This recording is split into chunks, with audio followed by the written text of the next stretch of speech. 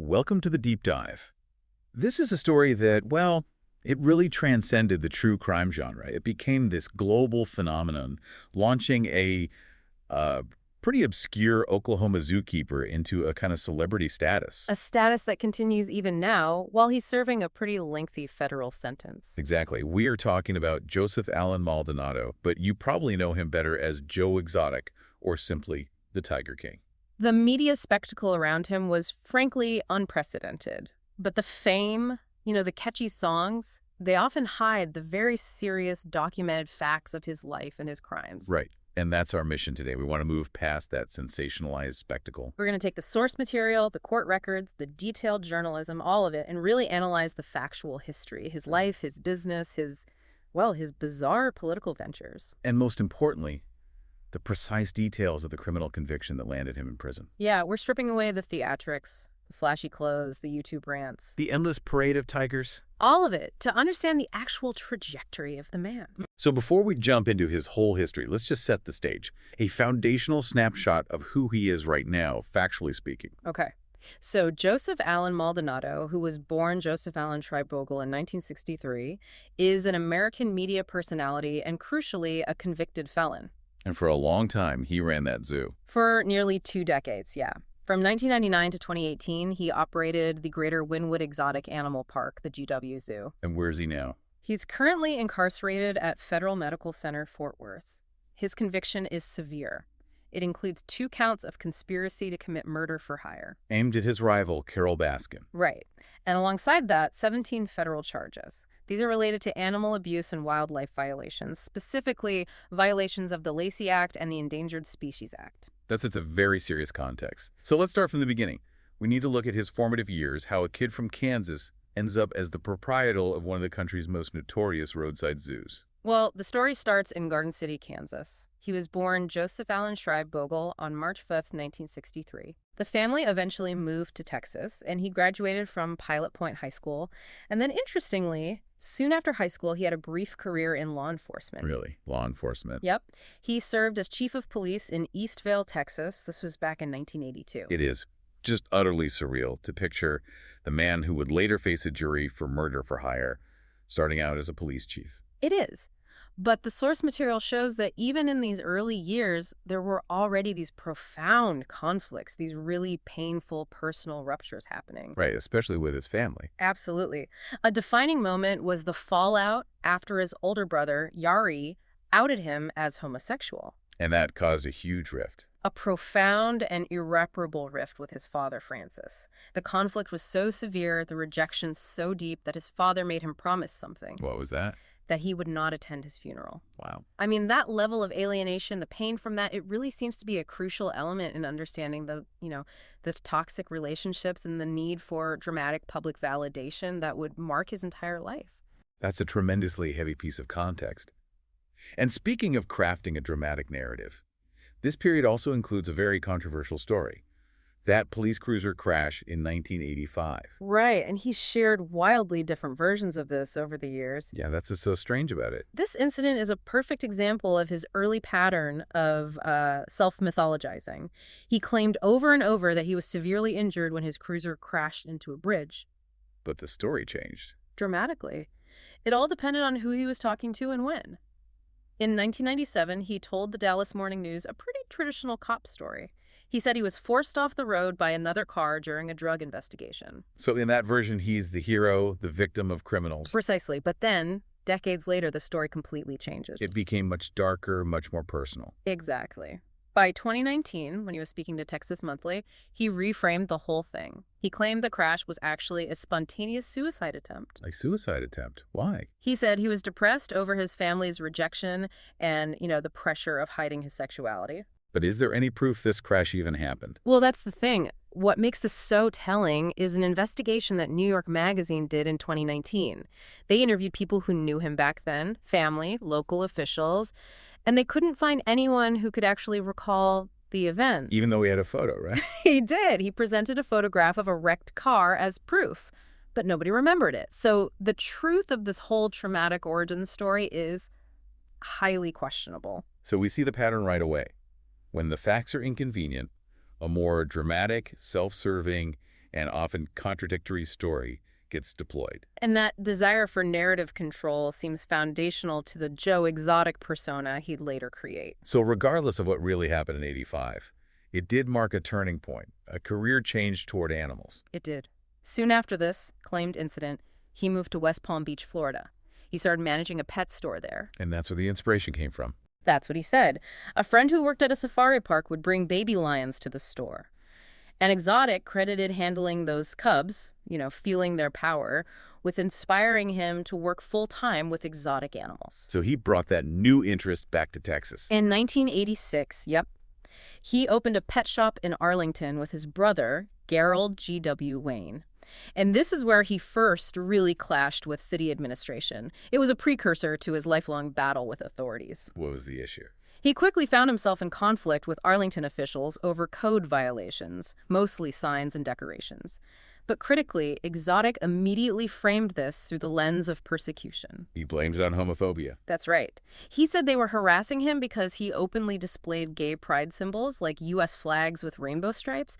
He was convinced the city was targeting him because of his sexual orientation. So he was casting himself as a persecuted outsider fighting authority from the very beginning. On the very first times, yes. But the real heartbreaking catalyst that actually led to the GW Zoo was a tragedy involving his brother. Yes. In 1997, his brother, Gerald Wayne, died in a car accident. It seems to have been the one family connection that was still intact and loving for him. That must have been devastating. It seems so. After GW's death, Exotic sold the pet shop. He used funds from his parents to buy a 16-acre farm in Wynwood, Oklahoma. And that became the zoo. 2 years later, in 1999, he opened the Gerald Wayne Exotic Animal Memorial Park, the GW Zoo, dedicating it to his late brother. It started incredibly small with just 2 of GW's pets. It was literally a memorial. Which makes its later descent into commercial exploitation even more jarring. It's a remarkable origin story. A small memorial that would just balloon into this chaotic, internationally famous criminal enterprise. Absolutely. The initial impulse was emotional, but the reality of running a big cat facility demands money, and that quickly dictated everything. We move now into the GW Zoo's rapid expansion, the ruthless business model it required, and how Joseph Schreibvogel fully embraced the theatrical but highly effective Joe Exotic persona. And the facility grew incredibly fast. Exponentially. He got his first 2 tigers in 2000 after they were abandoned. And once you have a breeding population of big cats, the feeding costs are just astronomical. So he had to find a serious revenue stream. And he found it when he partnered with a traveling magician. He would supply and handle tigers for the stage illusions. And this is where he discovered the core of the exploitation model. He realized the magic show itself was basically just free advertising for the real moneymaker. That's the essential mechanism of the whole operation. He learned very quickly that the audience wasn't really there for the magic. They wanted to get close to the animals. They were willing to pay hundreds of dollars to pet a tiger cub and get a picture taken. Yeah. These cub petting events were, as our sources state, exponentially more lucrative than any ticket sales. And that realization shifted the entire focus of the zoo. The whole operation moved towards relentless high-volume breeding. And the economics of cub petting, they're inherently exploitative. Yeah. Can you explain why that model demands cruelty? It's all based on a biological window. A tiger cub is only small enough, docile enough, and, arguably safe enough for direct human contact for about 12 weeks. 3 months. And after that? Once they grow past that size, they become too dangerous and too expensive to handle. So to keep that revenue coming in, the zoo had to maintain a perpetual breeding cycle. Which created a massive problem. What do you do with the older tigers? Exactly. What do you do with the older, no longer marketable, but still very expensive juvenile and adult tigers? They were effectively the waste products of the commercial petting cycle. And this is the dark engine that required the whole Joe Exotic character. To keep public interest up and fund the ever-growing facility. It absolutely necessitated the flashy persona, the jewelry, the theatrics, the trademark bleached mullet. It wasn't just personality, it was calculated branding. It was.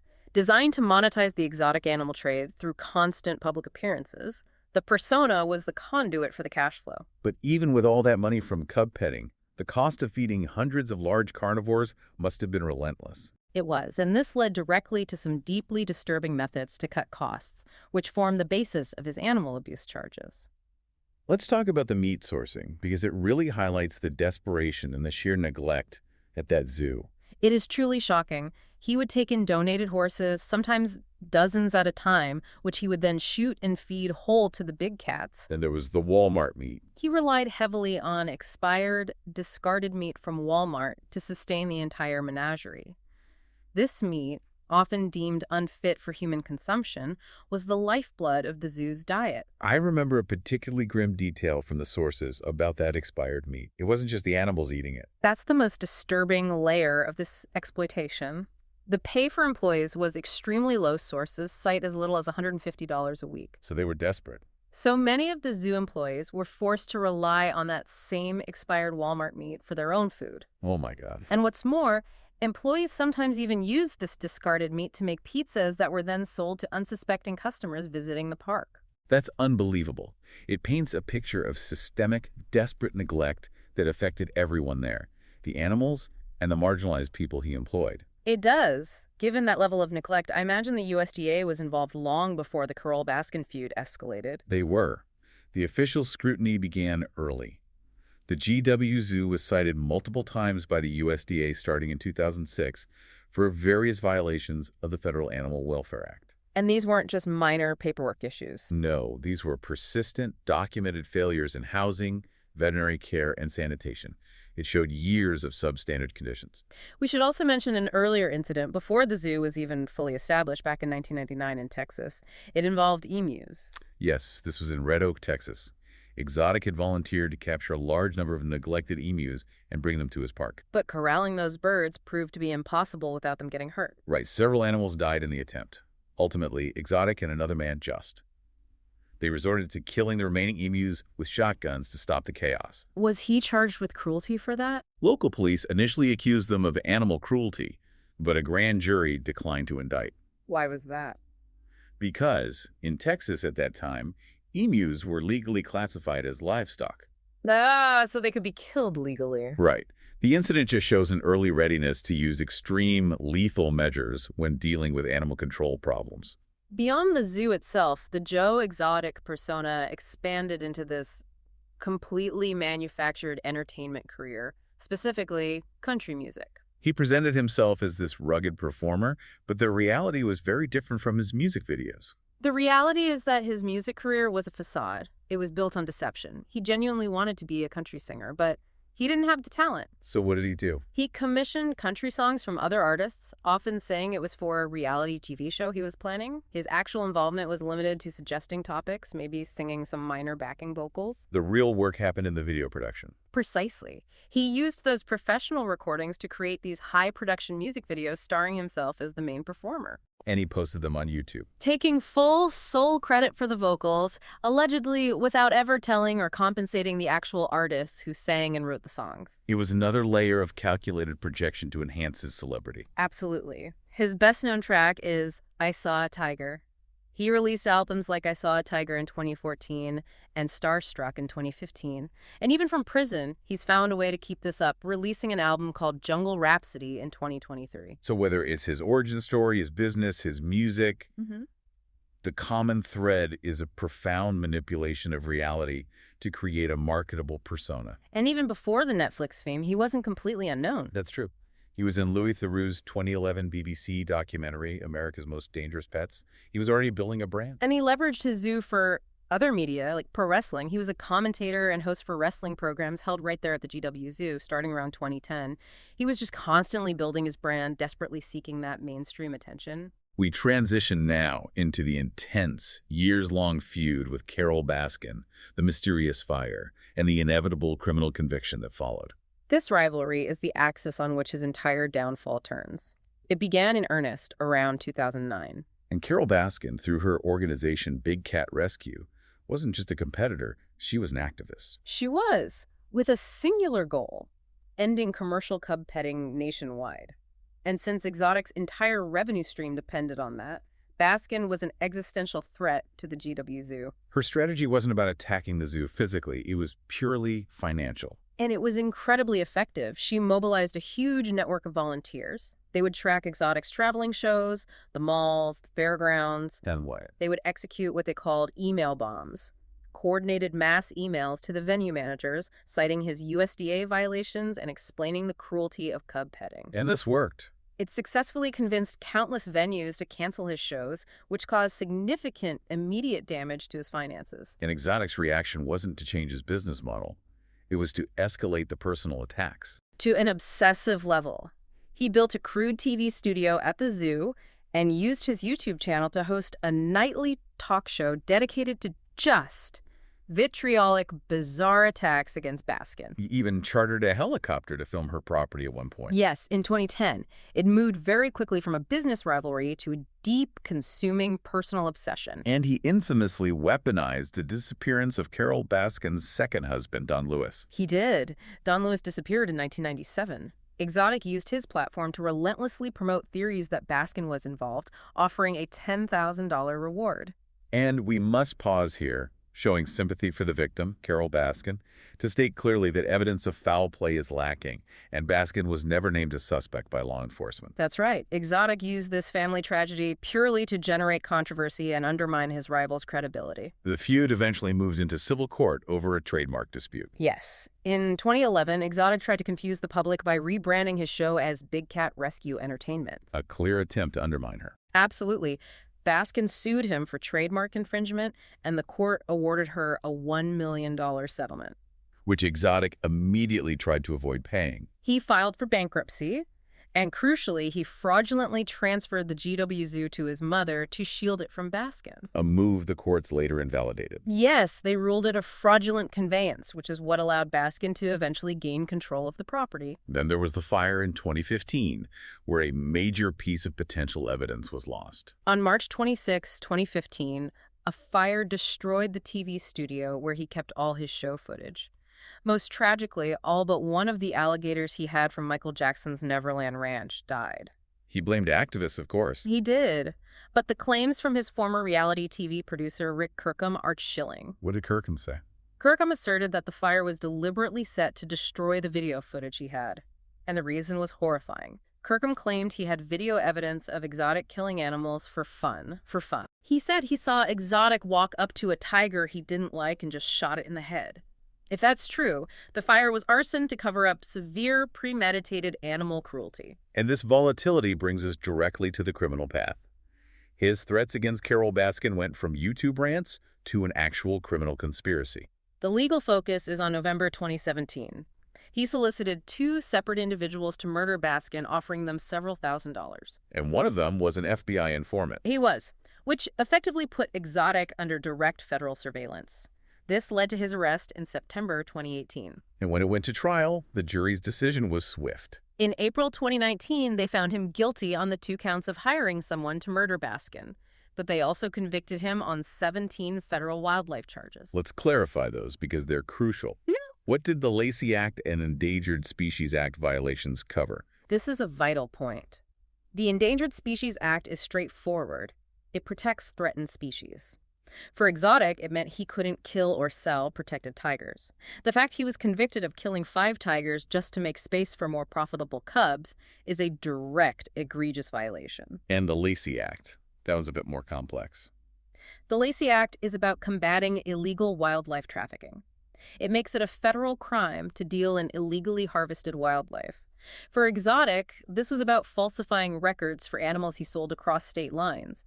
He was hiding the true nature of his transactions. So it was systemic fraud on top of the animal cruelty. Exactly. The initial sentence in January 2020 was 22 years in federal prison. He appealed that, and the murder-for-hire counts were consolidated. Why did that happen? A U.S. appeals court ruled in 2021 that the 2 counts, one for the initial hitman and one for the FBI informant, should have been treated as a single count. Because it was all part of the same criminal objective. Right. Under federal guidelines, they should be grouped together for sentencing. So that reduced his sentence. It did, but only minimally. In January 2022, he was resentenced to 21 years, a reduction of only 1 year. Which really shows the severity of the combined crimes. It does. His current release date is projected for 2036. And what was the ultimate fate of the GW Zoo property? The court awarded ownership directly to Baskin. She took possession and made a definitive decision. She sold the land, but with permanent deed restrictions, meaning the property can never again be used for housing or exhibiting exotic animals. It ended the zoo's legacy permanently. What about the remaining animals? His former partner, Jeff Lowe, tried to relocate them, but in May 2021, federal authorities seized the remaining cats from Lowe's care due to his own history of poor animal care. It was a complete institutional collapse. Section 4 shifts our focus to the ongoing, chaotic political campaigns Joe Exotic launched, both before and during his incarceration. It's almost unbelievable that he was a serious political candidate. It really speaks to the American spectacle. His first notable attempt was in the 2016 U.S. presidential election. He ran as an independent. How seriously did he pursue this? Seriously enough to get on the ballot in Colorado, his campaign was fueled by his theatrical YouTube videos. He supported Donald Trump while attacking his rivals, like Carole Baskin. And how did he do? He got 962 votes nationwide. But he got enough notoriety that John Oliver featured his campaign on Last Week Tonight. The absurdity was already gaining traction. And then he focused on a local race in Oklahoma. In 2018, he ran in the Libertarian primary for governor. He got 664 votes, which put him in last place. And the Libertarian Party was not happy. They officially censured him during the campaign. And after his arrest, they unanimously voted to revoke his party membership entirely. And even from prison, he's continued these campaigns. For the 2020 and 2024 presidential elections, yes. His commitment to it is a testament to his obsession with public attention. He switched parties in 2024, didn't he? He did. He initially filed as a Libertarian, got criticized, and then in April 2023 announced he'd run as a Democrat instead. And that didn't last long either. Not at all. By August 2024, he suspended his campaign and endorsed Donald Trump. And just recently, in November 2024, he said he identifies as an independent voter. The shifting labels seem less about ideology and more about hoping for a pardon.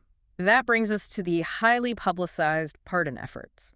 Securing one from President Trump became an all-consuming effort for him and his support group, Team Tiger. They delivered a massive document to the Department of Justice. A 257-page document, yes. The anticipation was just astonishingly high. And there's that legendary anecdote about the chartered limousine. Yes, on January 19, 2021, the day before Biden's inauguration, Team Tiger chartered a massive white limo in Fort Worth, waiting near the prison, completely prepared for his release. But he wasn't pardoned. He was not. After that failed, he redirected his efforts to seek a pardon from President Biden as well. The cycle just continues. Moving to the reality of his confinement, he's at the Federal Medical Center in Fort Worth. What's his health been like? It's been a constant crisis. He's claimed a history of 4 heart attacks. During the COVID pandemic, he was quarantined, though he didn't contract the virus. But the health struggles got much more serious. They did. He reported a blood immune disorder. And most critically, in May 2021, he was diagnosed with prostate cancer. An aggressive form, right? He feared it had spread to his pelvis.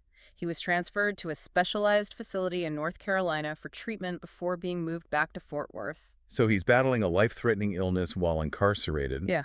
And there were even recent issues with the prison environment itself. Yes. In October 2024, he was reportedly quarantined due to a scabies outbreak in his housing unit. His physical health struggles have become a persistent part of his narrative. Yet despite all that, he continues to seek revenue streams and media exposure. His ability to monetize his celebrity is relentless. He wrote an autobiography, Tiger King, the official tell-all memoir, which came out in 2021. And he's tried to fund his legal defense. With a cryptocurrency called Tiger King Coin and an NFT auction, which included one of his revolvers. And he even found a way to start a new, bizarre feud from prison. This is the ultimate example of the persona overriding reality. In September 2023, he threatened legal action against Florida State quarterback Jordan Travis. For what? Alleging that the athlete was infringing on his Tiger King trademark, he offered any attorney 80% of the settlement to take the case. In our final section, we look beyond the legal drama to his personal life and the often chaotic and dark context of his complex relationships. It's vital to remember that Exotic, who is gay, is also an ordained minister. It allowed him to officiate marriages, though not all of his partnerships were legally formalized. And his relationships often mirrored the volatile environment of the zoo. Let's start chronologically with his earlier partners, beginning with Brian Ryan. He died tragically. In 2001, from complications related to HIV. After that, he began a relationship with J.C. Herpence. But that relationship deteriorated quickly. Due to substance abuse issues. That, combined with the general volatility of the park, and the end of that relationship was extremely violent. The sources describe a horrifying end. The final confrontation happened after Exotic threatened to kill Hartpence and feed his remains to a tiger. And Hartpence's response Was to reportedly wake Exotic up by putting a gun to his head. This led to Hartpence's arrest. And sadly, Hartpence later went on to be convicted of child molestation and first-degree murder in an unrelated case. It just shows the dangerous environments Exotic was operating in. That sets a disturbing precedent for the partnerships that followed, including John Finlay and Travis Maldonado. John Finlay was hired as an employee in 2003, and they started a relationship. Years later, Travis Maldonado arrived at the zoo and also began a relationship with Exotic. And they had a three-way wedding ceremony. An unofficial one, yes. Yeah. Finlay's relationship with Exotic eventually fractured, leading to Finlay's arrest after a physical altercation. Exotic legally married Travis Maldonado in 2015, but that relationship ended in profound tragedy. Yes. On October 6, 2017, Travis Maldonado fatally shot himself at the zoo. It happened in front of Exotic's campaign manager, Joshua Dial. Exotic started a charity in his name. The Travis Maldonado Foundation, supposedly for meth addiction and gun safety education. But even the memorial service became another bizarre spectacle. It was highly unsettling. He made a series of profoundly strange and inappropriate statements about Travis. In one comment, Exotic remarked that Maldonado's testicles were like golden nuggets to him. It shows an inability to process grief normally.